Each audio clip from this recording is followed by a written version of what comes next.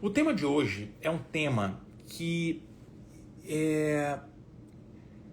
eu tenho uma sensação muito clara de que a cada vez que o INEP prepara uma prova, o INEP, né, que vai fazer a prova do ENARE, o INEP que faz a prova do Revalida, cada vez que o INEP elabora uma prova e que não cai uma questão do tema de hoje, está só aumentando a chance de cair na próxima, sabe? Eu acho que a gente tem que estar com um tema muito no radar. Esse tema de hoje, ele é um tema especial porque quando cai, a gente precisa dominar para valer o conceito. Porque se a gente dominar, se a gente não dominar, a gente vacila na questão, sabe? E é um tema que o INEP não explorou deliberadamente, mas explorou indiretamente. O INEP já preparou preparou uma armadilha para que todo mundo caísse pensando no tema. O INEP já colocou o tema como uma alternativa errada no outro ano. E eu acho que é um tema que a gente tem que ter muito cuidado, muito cuidado. Então esse é um tema que entra numa outra categoria. Quando a gente analisa a banca, além dos temas muito frequentes, além dos temas que caem muito mais na banca que em comparação a outras, a gente também precisa ter o feeling para identificar temas que estão passando pela mente do examinador e por acaso no sistema de seleção de questões ela não foi puxada ainda. Por isso hoje a gente vai conversar brevemente sobre colite pseudomembranosa. Colite pseudomembranosa é um tema importante. Há um ano e meio atrás, o INEP preparou uma questão de prova que assim, o examinador claramente quis criar ciladas, armadilhas no meio da questão, e uma delas era a gente pensar em colite pseudomembranosa, né? Então é um tema importante que a gente precisa entender as mensagens, porque é um tema curtinho, é um tema breve, é um tema muito interessante, muito, apesar de que o nome atrapalha, né? Porque, veja, esqueci tudo, eu tento lembrar, colite, inflamação no cólon, tá? Pseudomembranosa, forma pseudomembranas. Por que isso? Será que é pela resposta inflamatória neutrofílica? É um exudato inflamatório? Mas o que tem a ver com colite? Está errado o nome. O nome dessa jossa não deveria ser colite pseudomembranosa. O nome certo da doença era para ser colite do Clostridium. Só não pode ser mais colite do Clostridium porque mudou de nome. Agora é Clostridioides, não colite do Clostridioides. Mas nem precisava ficar com essa frescura de mudar de nome, porque na verdade a colite não é por causa do Clostridium ou Clostridioides. A colite é por conta da toxina da jossa do Clostridioides. Muita atenção. Colite pseudomembranosa é um cenário em que o indivíduo tem agressão da mucosa colônica, no cólon, agressão à mucosa colônica, por conta de toxina A ou toxina B, enterotoxina, citotoxina, enfim, produzidas por cepas específicas de Clostridioides. É isso. Isso é colite pseudomembranosa. Essas toxinas são lesivas, podem agredir a mucosa colônica e o indivíduo pode desenvolver quadro clínico muito variado, que vai de diarreia aquosa abundante, incomoda pra caramba, até megacólon tóxico, complicações gravíssimas, colite fulminante, tá? Passando no meio do caminho por distensão abdominal, por diarreia com muco às vezes, por febre eventualmente, sabe? Então manifestações muito variadas, mas manifestações específicas do trato gastrointestinal. Tudo por conta das toxinas liberadas pelo Clostridioides. E é muito importante lembrar que o problema não é o Clostridioides apenas, e sim a toxina, porque isso ajuda a gente a entender uma série de conceitos na doença. Um deles é porque que ela acontece em uma pessoa, mas não acontece em outra. Muita gente por aí tem clostrídio na barriga. Tem. Muita gente tem. Mas não necessariamente vai desenvolver a doença. Não vai. Sabe por quê? Primeiro que nem todo clostrídio, nem todo clostridioides produz as toxinas específicas que podem agredir a mucosa colônica. Esse é um ponto. Nem todos produzem. Mas o detalhe é que os que produzem podem gerar problema se proliferarem pra caramba no trato gastrointestinal.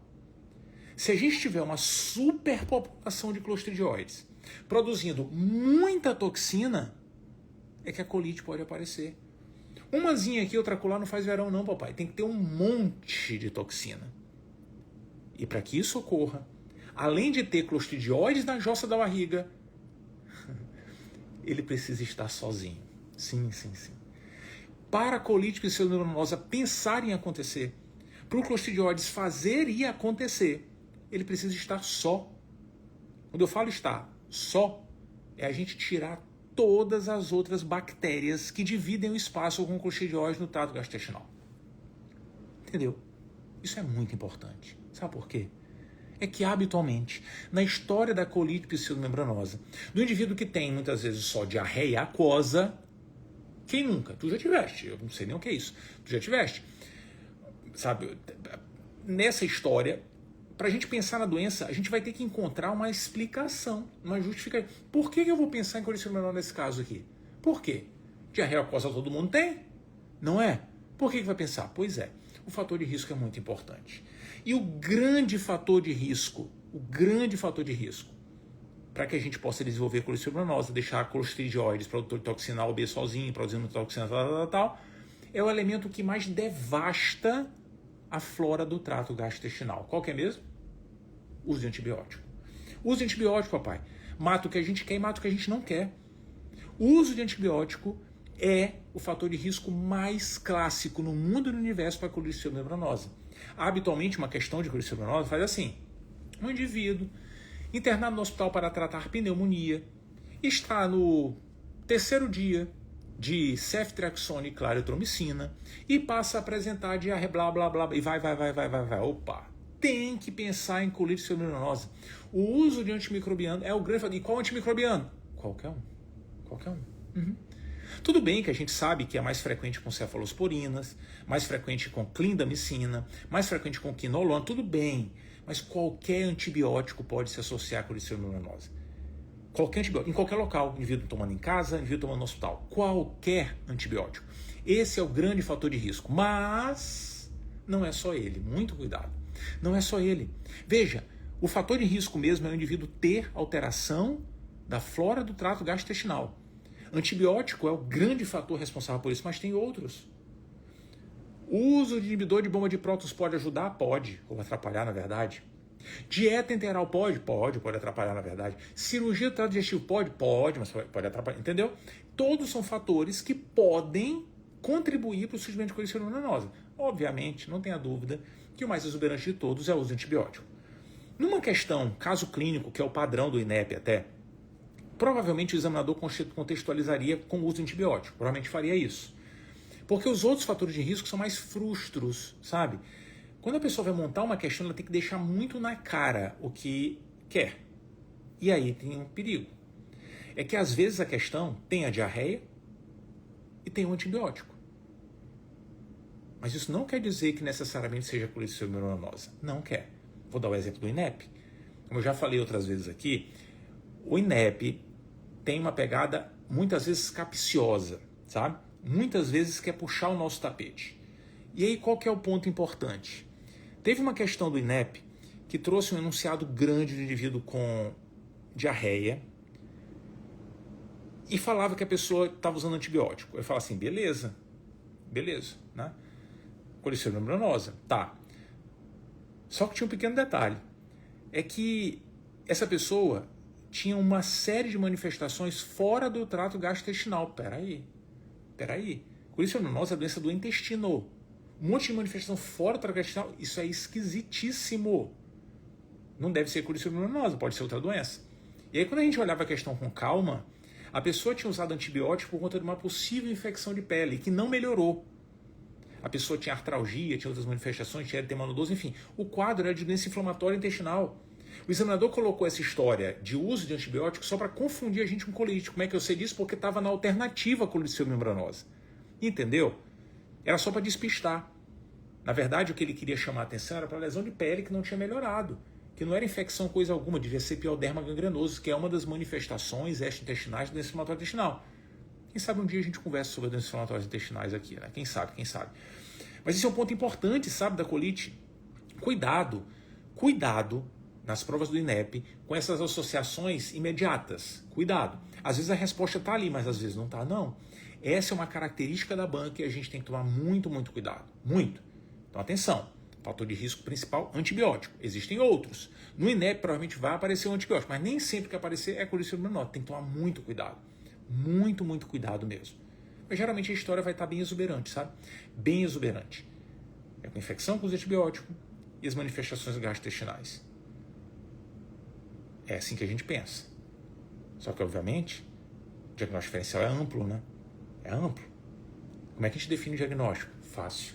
Tem 3 opções para definir o diagnóstico. 3. Uma, identificar o clostrídio produtor de toxina. 2, identificar a toxina. E 3, respeitar o nome da doença. Olhar as pseudomembranas. 3 opções.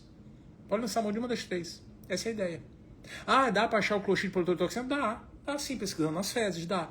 Por sinal, existe um exame chamado glutamato desidrogenase, GDH. GDH, ela identifica cepas de clostrídio, mas não necessariamente cepas produtoras de toxina. É um exame que às vezes se usa muito, começou a ser muito badalado mais recentemente, com uma triagem inicial. Assim, vou fazer. Se vier negativo, eu afasto. Se vier positivo, eu continuo investigando. Talvez seja cloricelminose, entendeu? Mas ela não identifica cepas específicas, por isso que ela não é perfeita. Ela identifica qualquer cepa, mas é uma das formas. A outra é dosar a toxina direto. E as pseudomembranas também podem ser vistas, a colonoscopia ou a retossigmoidoscopia, e geralmente é porque a gente pediu o exame para o diagnóstico diferencial, sabe? Pediu assim, eu não sei não, estou achando que isso é doença inflamatória intestinal, vou pedir uma endoscopia baixa. E aí a gente acaba vendo as pseudomembranas, que nada mais são do que um representante do exudato neutrofílico, né? Inflamatório, recobrindo a parede da mucosa intestinal. Encontrando esses fatores, não precisa ter todos, um deles, está definido o diagnóstico. E aí o que a gente precisa fazer? Tratar. E como é que a gente trata a colicilfibrinose? Essa é a hora que a gente descobre por que o tema é tão atrativo para examinador. Por que o INEP fica rondando? Já botou 2 vezes em alternativas erradas. Já criou um caso para despistar a gente para o lado da colite. É por causa do tratamento. O tratamento é muito inusitado. Como é que a gente trata a colicilfibrinose? Vancomicina ou metronidazol. Prioridade para vancomicina. Mas são as 2 opções que a gente tem. Vancomicina, metronidazol. Tá, mas qual é a peculiaridade disso? A peculiaridade é que esses antibióticos têm que ser dados por via oral. Veja, a vancomicina a gente só tem para dar em ampola, né? De venosa, só tem venosa. A gente quebra a ampola e o paciente toma oral. E sabe por que toma oral? Porque o Clostridium está no lúmen intestinal. O Clostridium não invadiu a mucosa, isso não é ameba, não. Ele não invade a mucosa. Tanto que geralmente não tem sangue nas fezes, né? É raríssimo ter sangue nas fezes na coliciliomenose. Ele está no lúmen. Ele viu, toma a vancomicina para destruir o Clostridium do lúmen intestinal. Isso é muito importante, isso é um mantra do tratamento. O metronidazol a gente já tem formulação por via oral, mas ele tem uma potência menor que a vancomicina. Então, por isso a vancomicina habitualmente é preferível ao metronidazol. Muita atenção com esse aspecto da ingesta por via oral. Isso é essencial. Agora, sempre tem alguém para atrapalhar a conversa, né? Sempre tem. Olha, você vai tomar vancomicina por via oral, tá? Tá vendo essa ampola aqui? Não vai doer, porque eu vou quebrar, você vai tomar. Imagina um paciente que não queira tomar. Ele fala, não quero tomar, não quero deglutir, eu não quero. Claro que normalmente os pacientes não vão fazer isso, né? Mas imagine um cenário em que a gente não possa usar o trato gastrointestinal por alguma razão. A pessoa não possa deglutir mesmo. O que a gente faz nesses casos? Já que é para dar por via oral. Muita atenção.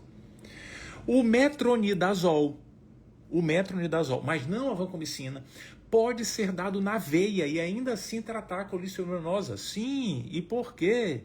Porque quando a gente dá o metronidazol para o indivíduo na veia, ele é metabolizado no fígado e é excretado pela bile. Uma pequena quantidade de metronidazol acaba chegando no lumen intestinal. Isso pode ajudar no tratamento nos cenários em que a gente não possa usar a via oral para o metronidazol ou para a vancomicina. Muita atenção, porque isso é muito especial. Muito. Via de regra, preferência é vancomicina oral. Se não puder deglutir, metronidazol na veia. E em cenários gravíssimos, pacientes com muito assim, com risco de evoluindo com megacolon tóxico, com colite fulminante e tal, a gente pode até considerar a associação dos fármacos, sabe? Isso é usado em muitos cenários. E às vezes, mesmo assim, não vai dar certo. Mesmo assim, a gente faz o indivíduo melhorar, mas depois usou antibiótico de novo e teve colite de novo, e depois de novo, fica tendo quadros recorrentes. Para esses cenários, a gente tem uma solução nojentinha, mas que precisa ser lembrada. Precisa sim. Nos casos de recorrência de colite pseudomembranosa, ou então nos cenários em que o indivíduo não tenha resposta satisfatória, a gente pode revisitar a fisiopatologia. Isso aqui aconteceu porque a mucosa está inflamada, porque o indivíduo tem clostrídio que produziu muita toxina e a toxina está agredindo a mucosa.